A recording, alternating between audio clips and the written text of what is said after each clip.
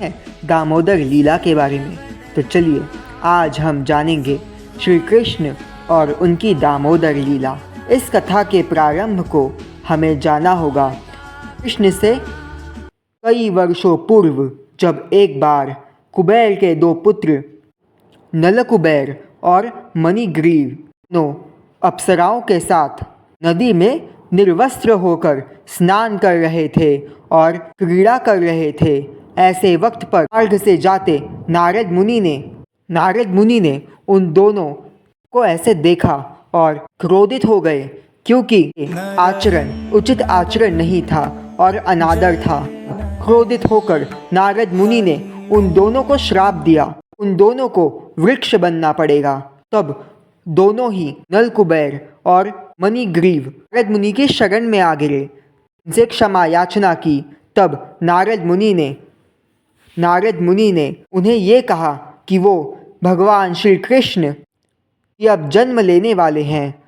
वो जाकर वृंदावन में देवी यशोदा और नंद के घर के समक्ष के दो पेड़ बन जाए। से श्री कृष्ण स्वयं उनके आराध्य श्री नारायण ही उनका उद्धार करेंगे। और इसीलिए ऐसा ही होता भी है।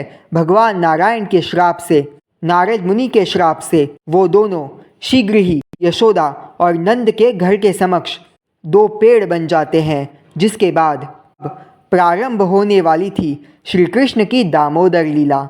श्री कृष्ण जो कि देवी यशोदा के साथ और वालों के साथ हर रोज़ एक नई लीला रचते थे। ऐसे वक्त पर जब माखन चोर श्री कृष्ण को लेकर गोपियाँ माँ यशोदा के पास पहुँची, क्रोधित होकर माँ यशोदा ने श्री कृष्ण को ओखली से बांध दी। अब वो तो थे ब्रह्मांड के नाथ।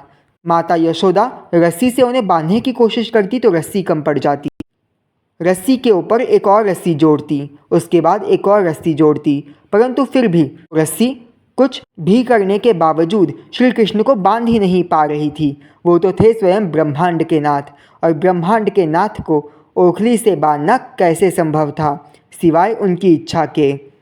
जिसके बाद कृष्ण ने स्वयं उस रस्सी को हाथ लगाया, यशोदा माँ के हाथ में दे दिया, और कृष्ण की लीला से अब वो रस्सी श्री कृष्ण को बांध दिया गया। कुछ वक्त तक श्री कृष्ण वहीं खड़े रहे, पर अब ओखली से बांधे हुए नन्हे बाल गोपाल नंद नंदन यशोदा नंदन अपने नन्हे पगों से अपनी लीला को करते हुए ओखली से आगे आगे बढ़ते रहे और पहुंच गए वृक्षों के पास। कृष्ण उन वृक्षों के बीच से जाने की कोशिश करने लगे, और तब जैसे ही उन्हें उन वृक्षों के बीच से अपने आप को ले गए, तब ओखली से और उनके बल से दोनों वृक्ष तिनके समान उखड़ गए।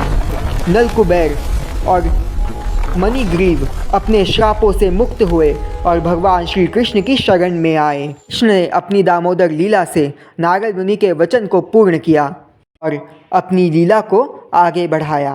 कृष्ण की तो ऐसी अनंत लीलाएं हैं, पर क्या आपने हमारा वो वीडियो देखा है जब श्री कृष्ण और देवी राधा कुरुक्षेत्र में वृंदावन के बाद पहली बार 100 वर्षों बाद मिलते हैं? तो अभी तक नहीं देखा तो जल्दी जाकर देख लीजिए।